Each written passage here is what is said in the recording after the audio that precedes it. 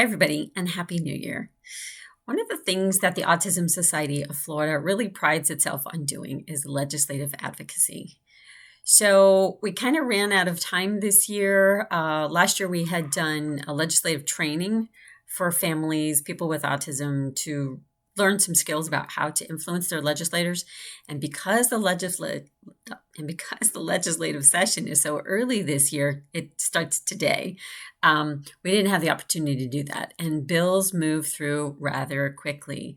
They only have 60 days to basically balance the budget. So you have the House of Representatives and you have the Senate.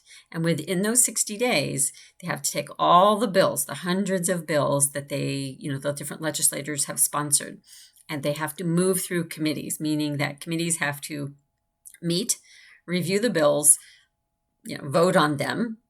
So if they get yeses, then they move forward onto the next committee. So we have 3 committees on the House side and 3 committees on the Senate side for every bill. And then at the end, it moves on to the floor for a vote, and then it moves to the governor's desk. So there's a lot of things that have to happen within the 60 days. So I just wanted to come to you guys real briefly today and just talk to you a little bit about a couple bills that are important to our community that you kind of just need to be aware of. So first we have Senate Bill 236, House Bill 15. And for those of you who don't know this, a bill, in order for it to be really solid, it needs to have what's called a companion bill. So it can be a bill that was written by a House of Representative, but yet if it's not really powerful, if it doesn't have also a Senate companion bill and vice versa. So this bill, so it's 2 different bills in the House and the Senate, but it's really one bill, is called the Children with Developmental Delays. So currently in the state of Florida, kids oftentimes with autism start off their educational career as having a label of developmental delay. So on your IEPs, you might have seen developmental delay or DD up until the age of 6. If they're not identified with something else, like autism spectrum disorder, at the age of 6, they could lose their IEP. And then they kind of flounder around for a couple years, usually, until somebody says, oh, something else is going on here, and then they can revisit it. Now, you as a parent, you can request to revisit that anytime you want and request psychological, psychoeducational evaluation. So you can do that. But sometimes these kids just kind of hang out there. So this bill is going to extend the age from age 6 to age 9 so that those kids with a developmental delay could potentially remain getting services with an IEP with developmental delay as their eligibility until the age of 9. Now, for autism, the only thing that we need to just be aware of in this is if the child has autism, we really want that identified as early as possible. Because, just a little bit of caution that we have is that if you label a child as developmental delay who has autism, they may go on with missed autism-specific type of interventions until the age of 9, which could be very concerning. So we just need to be a little aware. I think it's a good bill because it draws more attention to these kids that are just basically dropped and get nothing for a couple of years. But as an autism community, we just need to be aware and keep an eye on that if it does pass. So that's the first bill. The second one is Senate Bill 390, and then the House bill is 235, and that's called Restraint of Students with Disabilities in the Public School. So if you guys recall, we worked really hard last year, and then many wonderful advocates worked on it for a decade, a little bit more than a decade for the years before last year, was the bill against the restraint and seclusion of children with disabilities in our public schools. So the governor signed that in June, so that was pretty exciting. But one of the things that left inside of that bill that we were not happy with as the Autism Society was that it still allowed for mechanical restraint of kids with disabilities in our schools by their teachers. Now, mechanical restraint means handcuffs, zip ties, tie downs, straitjackets. We do not feel that there's any reason that an educator should put a child in handcuffs. Handcuffs are for police to use on bad guys, not for teachers to use with children. And just imagine the amount of trauma that your child would have if they were put in handcuffs by the person that they're trusting every day when they go to school.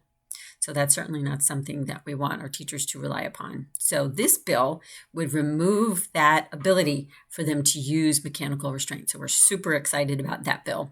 And that bill's actually, it's already, it's just the first day today, and it's already getting a lot of attention. So we want that bill to be heard in these committees sooner rather than later. So I'm going to give you some information at the end here about how you can help. Then we have Senate Bill 538, and then the House Bill is 255, and it's called Private Instructional Personnel Providing Applied Behavior Analysis Services.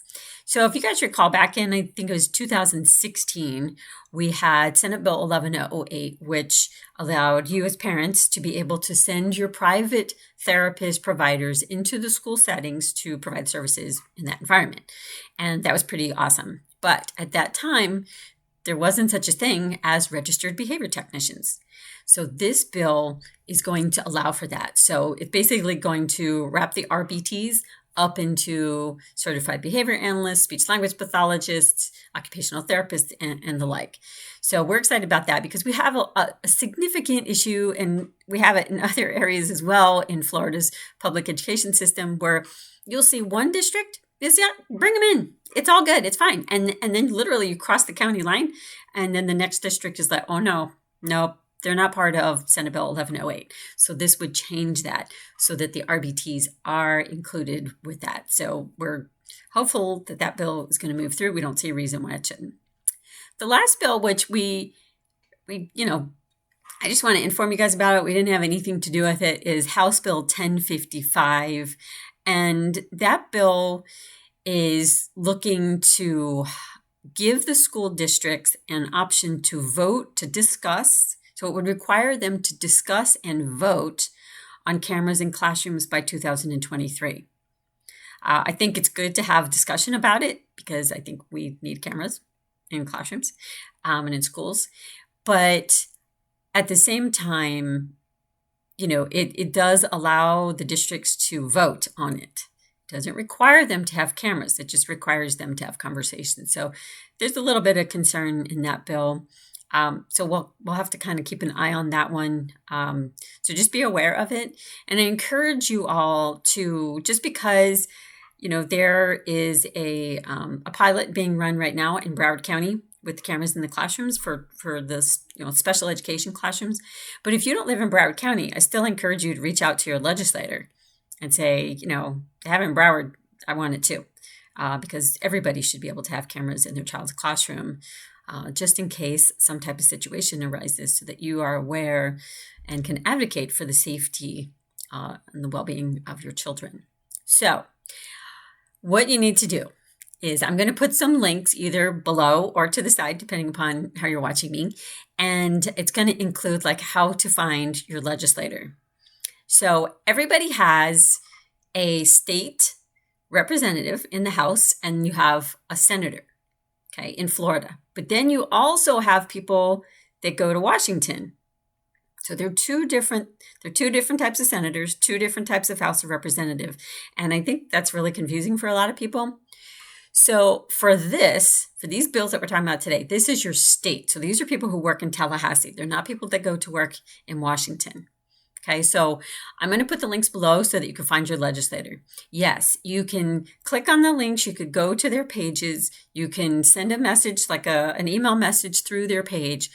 But I encourage you to make a phone call, because they get thousands of emails, thousands. They could get thousands in a day. And they're just not able to comb through every email. So be sure that you put something important in your subject line. And you should put that I'm a constituent in there, because they really do go to their constituents first, because you guys are the people who live in their district and possibly maybe vote for them or are considering voting for them. And that's what they want, right? So be mindful of that. But also, what influences politics in general are stories, your stories. if you had the opportunity today to watch the State of the State by the governor, yes, he got up there and he talked about, the last year in the state of Florida and moving forward. But more than anything, he had Floridians in the gallery. And as he would talk about his subject, he would ask them to stand and be recognized because they have a story to tell. They had a personal experience that influenced him and our state to do one thing or another. So if we are not part of the storytelling, we're not going to be able to have the momentum that we need in order to make things change. And the best way to tell a story is to either do that in person or on the telephone. And if you have to talk to one of their aides, that's fine. Don't think that that's not effective. I have met with people in Congress where I talk to their aide and then they walk in for like 60 seconds and the aide does a run through with them of, why our group is there. And they're like, yeah, I support it. And so it's not always necessary to have a sit down with the legislator themselves. But definitely tell your story. Let them know how important some of these bills are to you. Let them know about what you think about what your child's receiving in the public school system, what they're receiving through your health insurance, and be ready to advocate. But more than anything, tell them your story and ask them for the things that you need. They are there to represent you.